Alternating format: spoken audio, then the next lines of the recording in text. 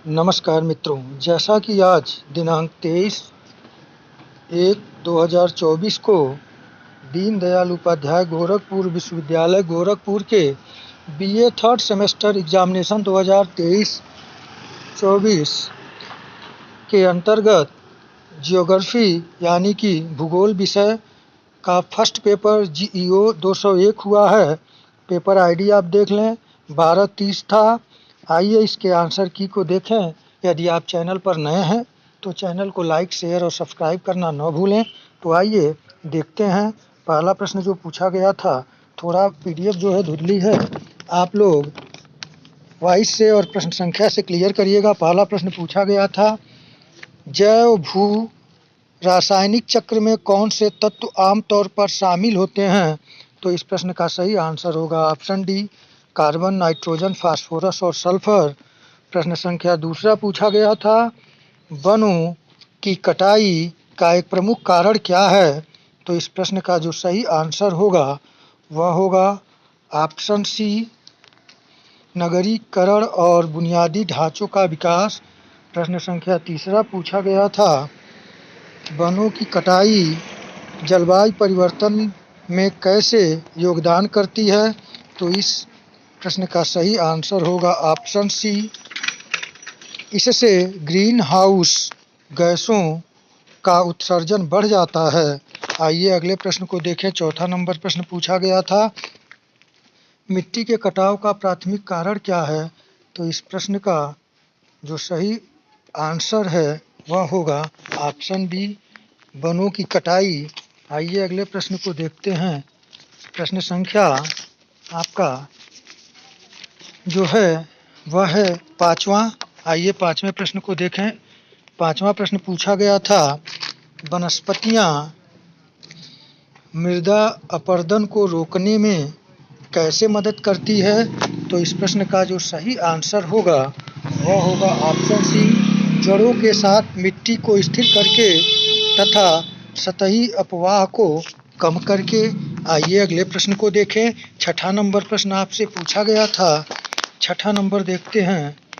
छठा नंबर प्रश्न पूछा गया था, निम्न में से कृषि पर मृदा अपरदन का एक परिणाम क्या है? तो इस प्रश्न का सही आंसर होगा ऑप्शन सी, कृषि उत्पादकता में कमी।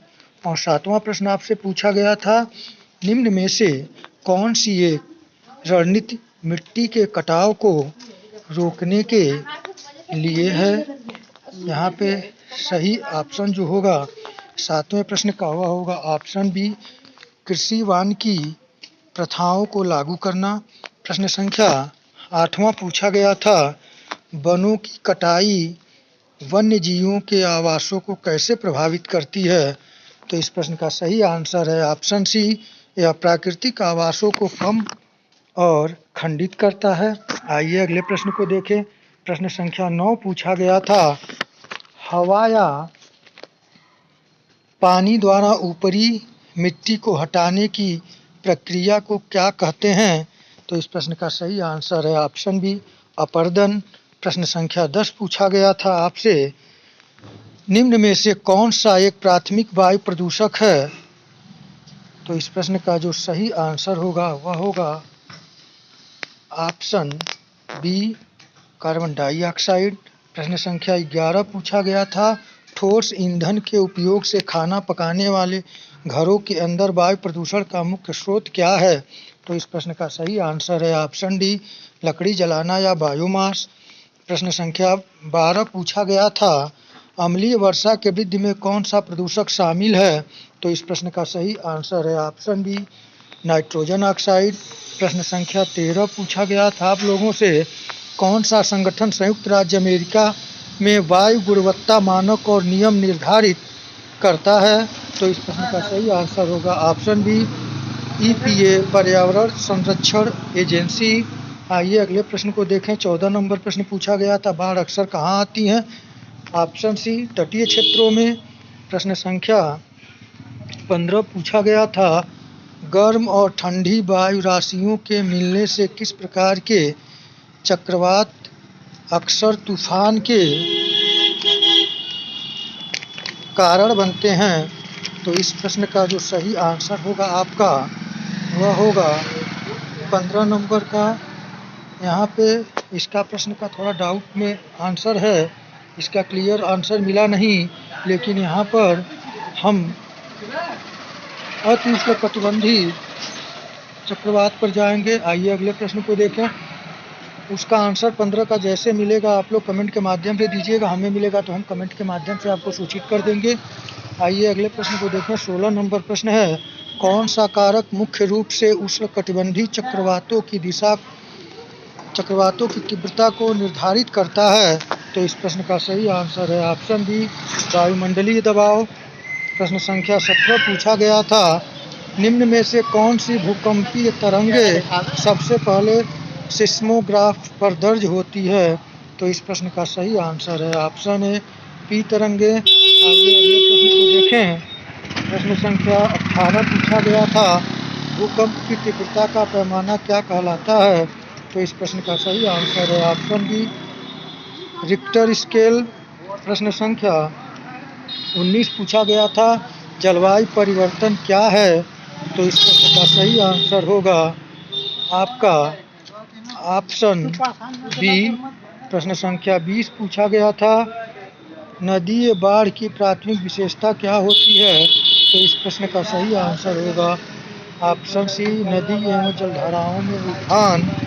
प्रश्न संख्या 21 पूछा गया था, किस प्रकार का सूखा सतही जल और भूमिगत जल की आपूर्ति में कमी से संबंधित है? तो इस प्रश्न का सही आंसर होगा ऑप्शन ए, सूखा, कृषि सूखा। आइए अगले प्रश्न को देखें।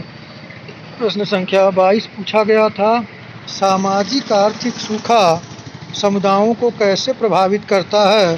तो इस प्रश्न का सही आंसर होगा ऑप्शन सी, जल की कमी और आर्थिक हानि का कारण बनकर। प्रश्न संख्या 23 पूछा गया था आप लोगों से। प्रश्न संख्या 23 पूछा गया था, चक्रवात क्या है? तो 23 नंबर जो प्रश्न का सही आंसर होगा वह होगा आपका ऑप्शन सी, यहाँ पे घूमती हवाओं के साथ एक निम्न वायुदाब प्रणाली। प्रश्न संख्या 24 पूछा गया था, ध्रुवीय चक्रवातों की क्या विशेषताएं हैं? तो इस प्रश्न का जो 24 का सही आंसर होगा वह होगा ऑप्शन डी, ध्रुवीय क्षेत्रों में निम्न दबाव प्रणाली। प्रश्न संख्या 25 पूछा गया था, हाल के जलवायु परिवर्तन के रुझान का प्राथमिक चालक क्या है? तो इस प्रश्न का जो सही आंसर होगा वह होगा ऑप्शन बी, मानवीय गतिविधियाँ, विशेषकर ग्रीन हाउस गैस उत्सर्जन।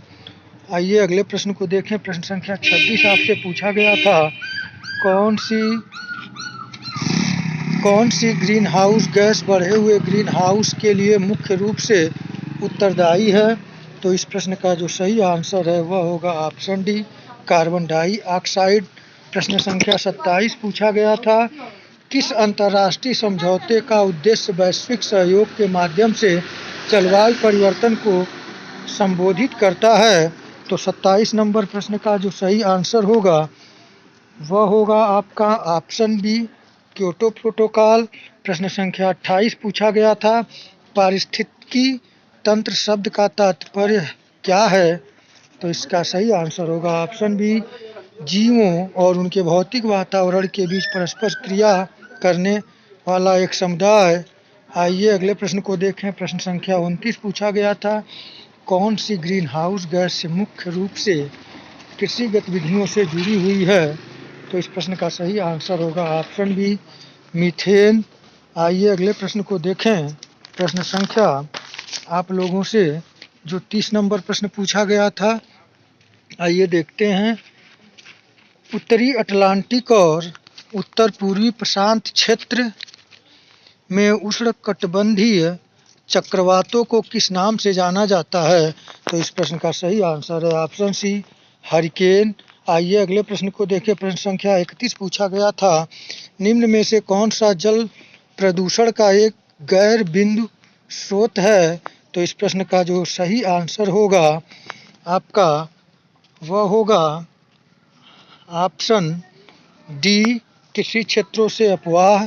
प्रश्न संख्या 32 पूछा गया था आपसे, जल प्रदूषण के संदर्भ में यूट्रोफिकेशन क्या है?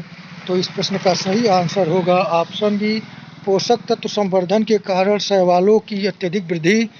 प्रश्न संख्या 33 पूछा गया था आप लोगों से, ग्लोबल वार्मिंग के लिए मुख्य रूप से कौन सी गैस जिम्मेदार है?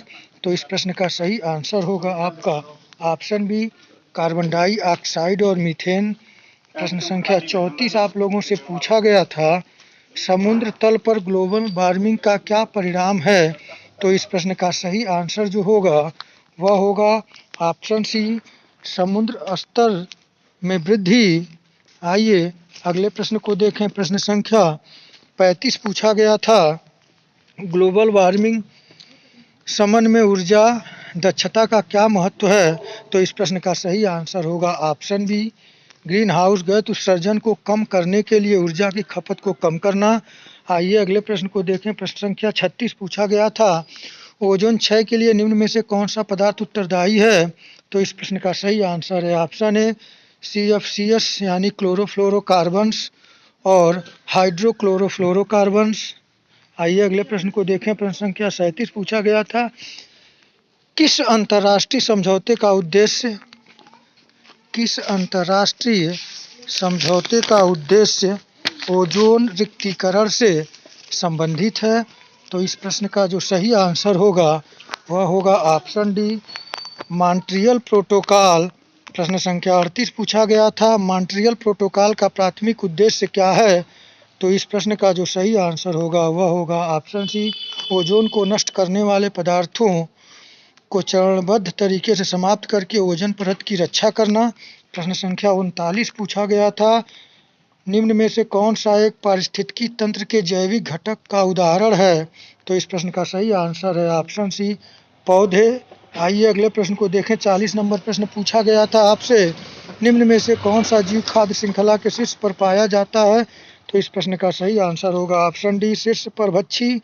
प्रश्न संख्या 41 पूछा गया था आप लोगों से, कम तापमान पर फास्ट और अल्प पौध विकास अवधि किन बायोम की मुख्य विशेषता है? तो इस प्रश्न का सही आंसर होगा आपका जो यहाँ पे डी ऑप्शन सही होगा। प्रश्न संख्या 42 पूछा गया था, उच्च तापमान, प्रचुर वर्षा तथा घनी बृहस्पतिया किस पारिस्थितिकी तंत्र की विशेषता है? तो इस प्रश्न का सही आंसर होगा ऑप्शन डी, घास स्थल।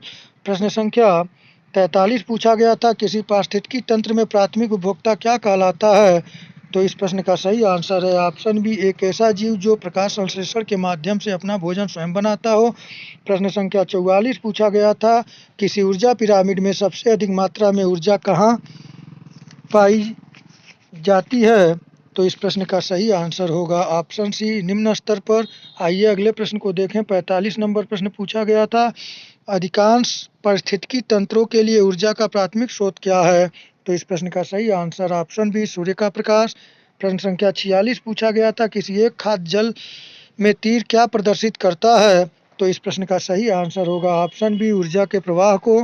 प्रश्न संख्या 47 पूछा गया था, जैव भू रासायनिक चक्र से क्या तात्पर्य है? तो 47 नंबर जो प्रश्न है, जैव भू रासायनिक चक्र से क्या तात्पर्य है? तो इस प्रश्न का जो सही आंसर होगा 47 नंबर का वह आप देखें इन चारों में से, तो इसका सही आंसर जो होगा वह होगा ऑप्शन बी, जीवित जीवों और उनके पर्यावरण के मध्य पोषक तत्वों का पुनर्चक्रीकरण से।